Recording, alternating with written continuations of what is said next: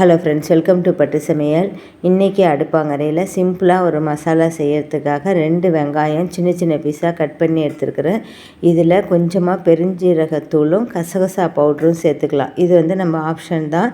வெங்காயம் நல்லா வதங்கினதுக்கு அப்புறமா தக்காளியை சின்ன சின்ன பீஸாக கட் பண்ணி அதையும் சேர்த்துட்டு தேவையான அளவு உப்பு சேர்த்து மஞ்சத்தூள் சேர்த்து தக்காளி நல்லா வதங்கணும். நல்லா வதங்கி வேகிற வரைய வெயிட் பண்ணலாம்.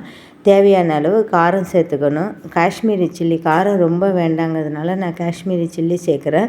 பச்சை மிளகாயை சின்ன சின்ன பீஸாக கட் பண்ணி போட்டுக்கலாம். அதுமாதிரி குடமிளகாயை கட் பண்ணி போட்டுக்கலாம். தனி மிளகாய்த்தூள் கூட சேர்த்துக்கலாம். எல்லாமே வதங்கி நல்லா வந்துடுச்சு. குக்கரில் உருளைக்கிழங்கு நல்லா கீறி விட்டு வேக வச்சு வச்சுருக்கிறேன். அதையும் தோல் உரித்து மசித்து உருளைக்கிழங்கு சேர்க்கறதுனால பெருங்காயத்தூள் சேர்த்துக்கிட்டு உருளைக்கிழங்கை நல்லா மசிச்சிடலாம்.